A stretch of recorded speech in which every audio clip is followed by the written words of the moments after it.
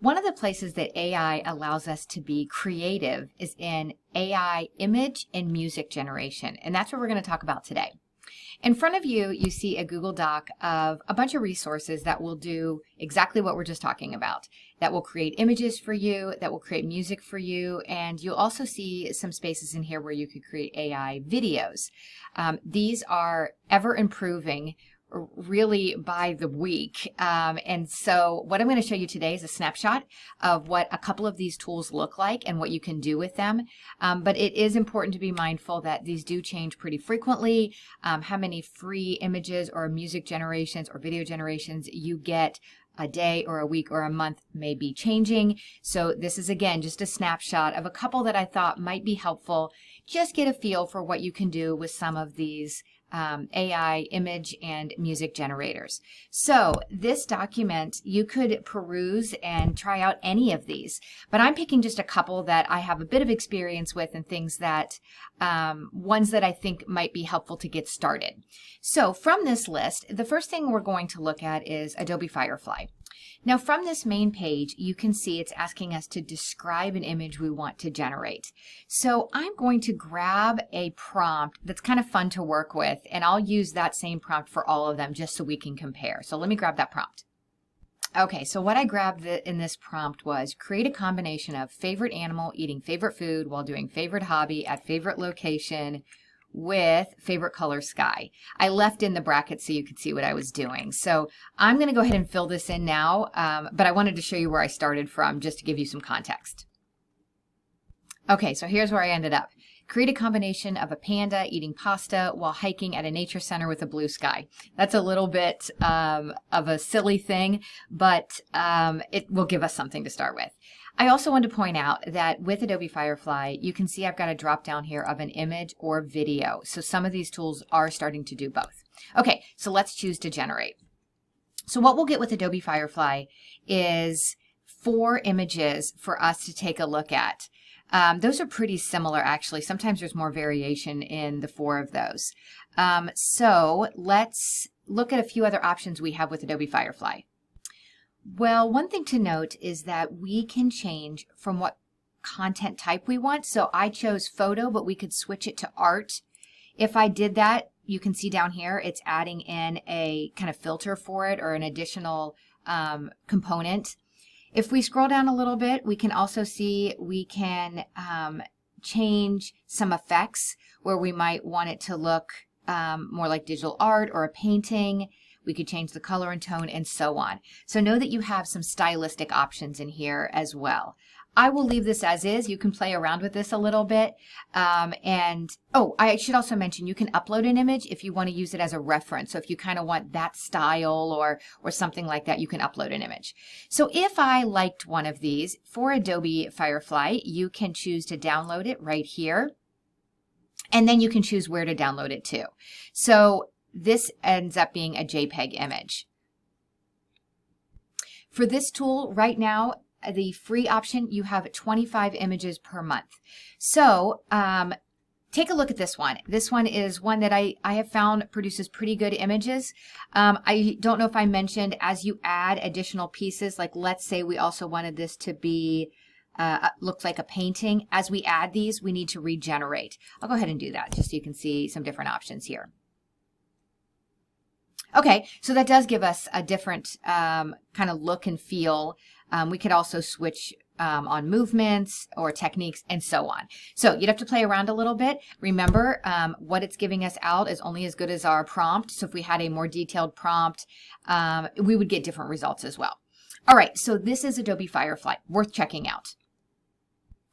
All right, I moved on now to the tool Ideogram. This has long been one of my favorites. I think it does a good job with text. I think it does a good job with pretty realistic images. But under the free account, what I have right now is that we get 40 images per week. But again, this is a bit of a moving target and it's fluid. So this is where we are right now. So let me take my same prompt. All right, here's my panda eating pasta and so on. And we will see what it produces for us. When I pull up that prompt, you can see here I can make a few changes here. Aspect ratio, we can choose to change to whether we want it to be general or automatic or realistic, 3D and so on, anime. I'm going to leave it as auto and just let it fly here. All right, I'm going to hit generate. I'll also take a look at this. It is going to be public. All right, so let me go ahead and generate. Some of these, because we are under the free account, it will be a little bit of a wait. You can see up here we've got 21 seconds that we'll need to wait, and that's pretty typical for images. So we'll go ahead and, okay, it's 71 complete, 83% complete. I'll go ahead and pause and come back when this is fully done. Okay, so here it is. We're going to go ahead and pull this up where we can see our images. You can see some other things I've created in here as well. It's just my library, and that's always under creations over here. So let's say I like this one. There is also a download button right there where you can download your image. I'll go ahead and open that up a little bit. And you can see that we've got a prompt. This is our prompt, and they even have an option for a magic prompt. If you wanted it to be a bit of a stronger prompt, you could use theirs. Again, we've got some, we could remix it. We can do some other things with it if we wanted to. But once again, a couple different ways to download this. I showed you on the previous screen. There's also a download button right there. So easy to download. Ideogram is pretty solid. I feel like it's been pretty consistently good over the last year or so. The next one I want to show you is called FreePik.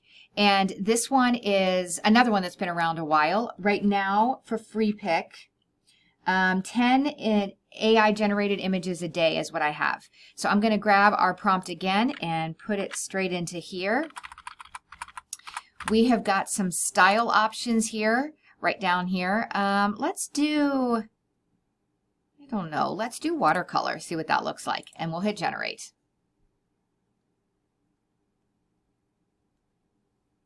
All right, it is generating for us. Again, there might be a bit of a wait as we are using the free account. So I'll pause for just a second here. Okay, here are my 4 images. Pretty different, actually, because we also chose a different style. That's over here on the left here. We also have some effects and so on. Again, you can play with these. If you like any of these, you can choose to download right here with this button. You can also make this a bit bigger. The download button is right there. That one, different kind of pasta in that one. So FreePik is worth checking out as well. Again, you could dig quite a bit deeper into this, into the styles and things. I just want to show you kind of high level. Another one I want to show you is a brand new one by the company Padlet. If you're familiar with Padlet, they have something new out called PadletTA, and it has a lot of great tools in it. But for this one, I'm just going to focus on the AI image, which is over here on the right. I'm going to go ahead and click it. And I'm going to put in my same prompt that we've been working on, and let's see what it gives us. You hit this blue button here. Right now, this one is free. That could change. You don't even actually need an account to try this one out. But if you want to save your images, you might want to do that. Okay, here are my 4 here are my 4 panda images. These are easy to download right here in the lower right-hand corner. Lastly, I'll just mention that ChatGPT does create images as well. So we will go ahead and do this one more time. So does Gemini, and they're all going to be just a little bit different. But let's see what ChatGPT will give me today. Okay, here's our panda. He looks like a happy, kind of cartoony looking panda. I do think you get maybe more flexibility and a bit more of a variety of images in some of the others, but worth mentioning that as well. All right, to finish us up, let's turn our attention to a couple of music generation AI tools that I think are worth knowing about. The 2 from our big list that I would recommend are Suno and Udio. So we're going to start with Suno here, and I'm just going to show you the basics. I'm going to go ahead and sign in. Again, as a reminder, all of these will take a Google sign-in to get started with them. Now within Suno, when you come here, you have 2 options. You can just describe a song. Maybe you're looking for something that's instrumental, or maybe you're just looking for something that talks about a topic. Or under custom, we can actually add our own lyrics here. So now you have both options. So to get a few lyrics here, I thought it might be fun to ask ChatGPT how to create some lyrics for me. So let me jump over to ChatGPT, and I chose an educational topic here. Write song lyrics about chemistry for high school students studying a periodic table. Be sure and include specific elements in the lyrics. The lyrics should include a catchy chorus and meaningful verses that reflect the theme and are engaging for this audience. Keep the language simple and age appropriate. Okay, so let's just see what it gives us here. And we could use some of them. We don't have to use them all. But I think it might be interesting to break down content for students into music that might help them learn it a bit more. Okay, we've got quite a few here. That's pretty good, actually. Of course, double check everything and make sure we've got it. Now, this is kind of long, so let's just take part of it. Let's take...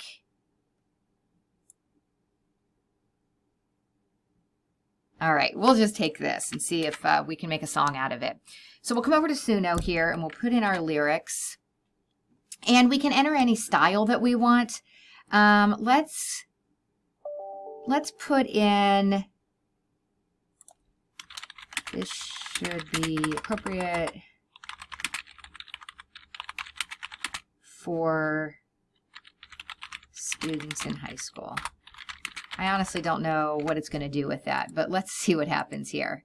And let's create. Now, this may take it a minute to do so, so let's let it finish here. And we'll jump over to Udio for just a minute and show you this tool, which for this one, we're going to go into Create on the left-hand side here. All right, so we can describe our song up here. And we can click Custom here to write in our own lyrics. So let's do that. I'm going to go ahead and paste in our same lyrics that we had before. And then for my describe, I'll put in the same thing. Okay.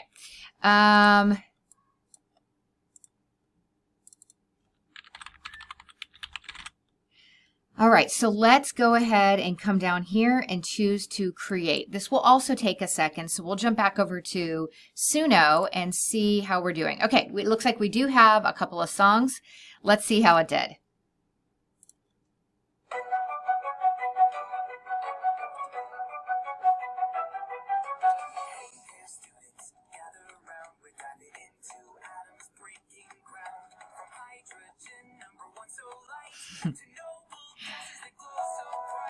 So far, it's spot on. All right.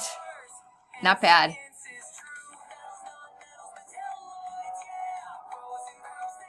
Let's just let it get to the chorus, and then I'll stop it.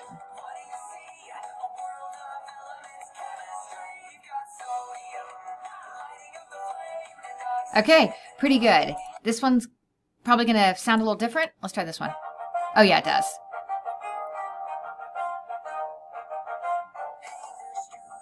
All right, you get the idea. These could be shared out by clicking this link right here. You can see it copied the song link to the clipboard. This can also be downloaded or moved to the trash if you don't want to keep it. So let's jump over to Udio and see what it did. Okay, it does look like we have two songs here. Looks like they are 32 seconds. We could choose to extend it here. So let's just hear a bit of this one.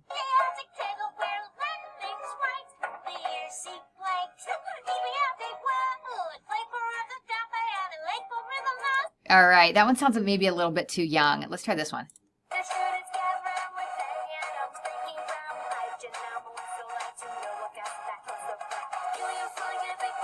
Okay, it's doing it. I actually like what we got in Suno, but honestly, I've used Udio and I've really liked what I've gotten out of here.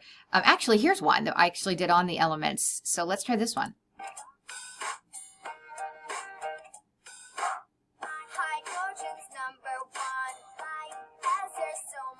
Okay, you get the idea.